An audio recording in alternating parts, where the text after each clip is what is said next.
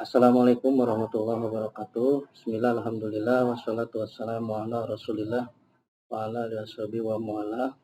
Alhamdulillah, pada kesempatan kali ini kita bisa bertemu kembali untuk membahas materi tentang dasar-dasar komputer dan internet.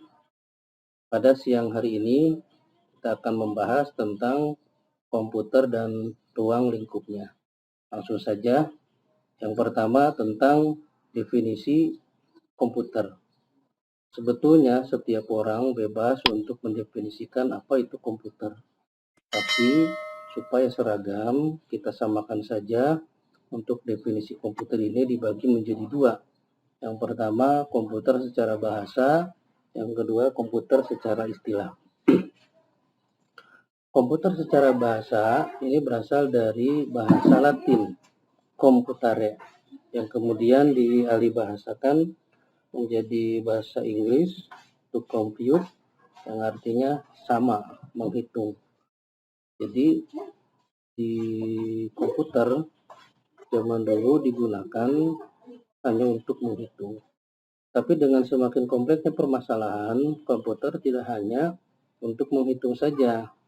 Ya, ada untuk mengolah audio, mengolah video, mengolah desain grafis. Hingga muncullah pengertian komputer secara istilah. Pengertian komputer secara istilah adalah sebuah alat elektronik yang terdiri dari unit masukan, pemroses, dan keluaran yang mengolah data baik numerik maupun non-numerik sehingga menjadi informasi yang berguna. Dari definisi komputer secara istilah tadi, kita menemukan ada istilah data dan informasi. Apa itu data? Data adalah segala sesuatu yang bisa diolah oleh komputer. Sementara informasi adalah sekumpulan data yang diolah sedemikian rupa sehingga memiliki arti dan makna. Selanjutnya, ada sistem komputer. Apa yang dimaksud dengan sistem komputer? Sistem komputer adalah satu kesatuan utuh yang tidak bisa dipisahkan dari komputer. Artinya komputer bisa digunakan, bisa dimanfaatkan kalau ada beberapa komponen. Yang pertama ada software, yang kedua ada hardware, yang ketiga ada brainware. Apa itu software? Software dalam bahasa Indonesia biasa disebut perangkat lunak. Nah, perangkat lunak ini adalah sekumpulan program ataupun instruksi-instruksi yang memungkinkan si hardware bisa berfungsi sebagaimana mestinya. Nah, software ini dibagi menjadi 3 bagian. Ada yang disebut operating system atau sistem operasi, kemudian ada application, aplikasi, kemudian ada utility. Operating system atau sistem operasi ini adalah software lapis pertama yang harus diinstal atau dipasang di komputer. Artinya, aplikasi dan utility ini tidak bisa jalan kalau sistem operasinya belum diinstal. Operating system ini terbagi menjadi dua. Ada yang berbayar, ada yang tidak berbayar. Nah, yang berbayar itu ada yang paling banyak dipakai biasanya Windows, kemudian ada macOS dari Apple ya. Nah, kemudian yang tidak berbayar, tapi tetap harus kita unduh di internet, itu namanya Linux. Nah, kemudian setelah sistem operasi diinstal, kita bisa menginstal aplikasi. Aplikasi ini banyak. Ya, ada yang untuk desain grafis, ada yang untuk Office gitu ya, ada untuk editing video dan lain sebagainya. Kemudian yang terakhir utility. Nah, utility ini aplikasi biasa dipakai untuk untuk merawat komputer. Ada untuk menghindari virus gitu ya, ada antivirus, kemudian untuk mengecek apakah file-file di sistem ini berjalan atau tidak, berjalan dengan baik atau tidak, itu kita bisa menggunakan utility ini. Yang kedua adalah hardware. Hardware ini perangkat keras. Perangkat keras ini dibagi menjadi 3, ada input, ada processing, ada output. Input ini adalah hardware yang fungsinya untuk memasukkan data ke komputer. Contohnya ada mouse, ada keyboard, ada graphic tablet, kemudian ada barcode reader, ada joystick, dan lain sebagainya.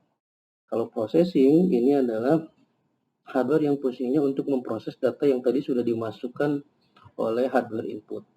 Nanti di dalamnya itu ada CPU ya, Central Processing Unit. Nah, terdiri dari storage, kemudian ada control unit, kemudian ada ALU ya, Arithmetic Logic Unit, kemudian ada storage ya. Nah, storage ini hard disk, kemudian ada juga RAM atau ROM ya. Jadi memori itu ada RAM, ada ROM. Kalau RAM random access memory, kalau ROM ini read only memory.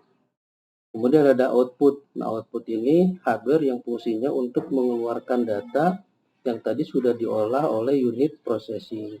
Contohnya seperti printer untuk mencetak, monitor untuk menampilkan data yang ada di komputer ataupun menggunakan infocus ya. Kemudian ada speaker. Yang terakhir ada brainware. Nah, brainware ini perangkat insani atau user, orang yang menggunakan komputer. Jadi komputer bisa dimanfaatkan, komputer bisa berjalan sebagaimana mestinya kalau ada 3 komponen ini. Ada software, ada hardware, ada brainware. Kalau misalkan hanya softwarenya saja itu nggak bisa digunakan. Misalkan kita membeli CD Windows asli, tapi tidak punya komputernya, nah, tidak punya PC-nya, atau tidak punya laptopnya, itu nggak bisa dipakai. Kemudian ada hardware-nya saja, tapi belum diinstal. Sistem operasinya belum diinstal, aplikasinya belum diinstal, utility-nya belum bisa, itu juga belum bisa dipakai, belum bisa dimanfaatkan. Atau ada orangnya saja, ada yang ahli komputer, tapi komputernya tidak ada, maka komputer itu tidak bisa digunakan. Sistem ya, satu kesatuan utuh yang tidak bisa dipisahkan dari komputer. Kemudian yang selanjutnya adalah siklus informasi. Nah, siklus informasi ini proses dari data menjadi informasi. Bagaimana proses dari data menjadi sebuah informasi yang bisa dimanfaatkan oleh pengguna komputer. Yang pertama dari input dulu. Misalkan kita mau membuat sebuah surat di komputer, maka surat itu diketik melalui hardware input, baik itu menggunakan keyboard ataupun mouse. Nah, setelah diinput kemudian diproses di sini, di processing ini menggunakan aplikasi apa? Apakah untuk mengetik itu menggunakan Office ataupun desain grafis atau video editing. Nah, nanti setelah diproses di sini, apakah data itu mau ditampilkan di output atau mau disimpan terlebih dahulu. Ketika mau disimpan, maka nanti masuk ke storage. Nah, storage ini hard disk ya. Kalau di internal namanya hard disk. Kalau di eksternal itu ada flash disk ataupun ada hard disk eksternal dan lain sebagainya. Kalau sekarang ada istilahnya SSD ya. Nah, kemudian setelah di storage dibalikan lagi ke sini, kalau mau ditampilkan di sini bisa menggunakan hardware printer ataupun monitor. Jadi siklus informasi itu proses dari data menjadi sebuah informasi. Kita misalkan mau membuat surat, itu pastikan dikonsep dulu, kemudian dimasukkan ke komputer, dimasukkan melalui input. Kemudian diproses di sini menggunakan aplikasi apa, mau disimpan atau tidak, nanti di sini, kemudian dikeluarkan. Kalau surat itu mau disimpan saja, berarti tinggal disimpan, nanti dimunculkan di monitor. Tapi kalau misalkan mau dicetak, berarti menggunakan hardware output berupa printer. Materi selanjutnya adalah booting dan shutting down. Booting ini proses menyalakan komputer, kemudian shutting down ini proses mematikan komputer. Proses menyalakan komputer ini terbagi menjadi dua, ada cold boot, ada warm boot. Kalau cold boot ini proses menyalakan komputer dari keadaan komputer mati sebelumnya. Komputer mati, kemudian ditekan tombol power sampai nyala, itu disebutnya cold boot. Tapi kalau warm boot ini proses menyalakan komputer, tadinya komputer itu sudah menyala, kemudian dimatikan, kemudian nyala lagi, sebutnya power mode. Misalkan kita menginstal sebuah aplikasi, nah kemudian aplikasi itu mengharuskan kita untuk mematikan komputer, atau dalam istilah lain namanya restart ya, dimatikan kembali kemudian hidup lagi, itu namanya power mode.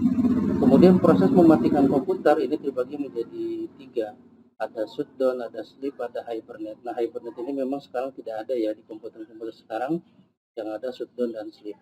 Kalau shutdown ini komputer mati, aliran listrik juga mati. Kalau sleep, komputernya mati, tapi monitornya mati, tapi harddisknya tidak mati. Ya. Kalau hibernate ini komputernya mati, harddisknya mati, tapi aliran listrik masih masuk.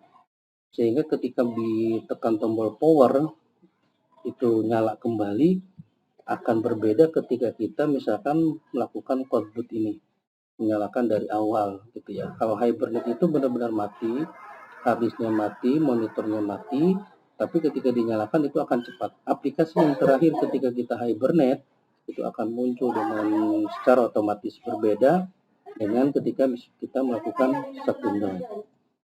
Kemudian apa dampak negatif dari mematikan komputer tidak sesuai prosedur?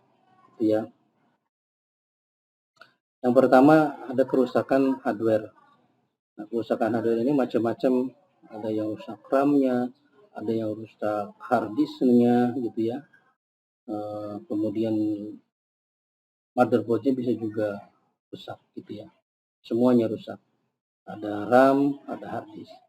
Kemudian adanya software rusak karena ada file yang korup. Ketika kita mematikan komputer tidak sesuai prosedur, nah ini bisa berakibat softwarenya rusak. Kalau misalkan RAM yang rusak, hard disk yang rusak, itu kita harus beli baru. Tapi kalau software yang rusak, kita bisa install ulang. Kemudian kerusakan pada sistem operasi, Windows-nya misalkan rusak, itu mengharuskan kita harus menginstal ulang. Untuk itu, untuk menjaga-jaga gitu ya, untuk jaga-jaga, ketika kita menggunakan PC ataupun komputer dalam bentuk desktop bukan laptop, maka diharuskan membeli satu alat lagi namanya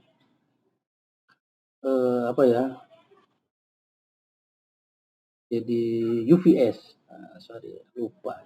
UPS ya, UPS ini uninterrupted power supply, di mana ketika misalkan aliran listrik dari PLN mati, kemudian UPS-nya nyala, maka masih ada kesempatan untuk menyimpan data yang tadi sudah kita ketik, kemudian kita shutdown gitu ya, setelah di save shutdown. Kalau misalkan tidak ada UPS, menggunakan komputer biasa, komputer desktop, ketika misalkan mati lampu, ya sudah, komputer langsung mati. Bisa jadi ini kerusakan hardware.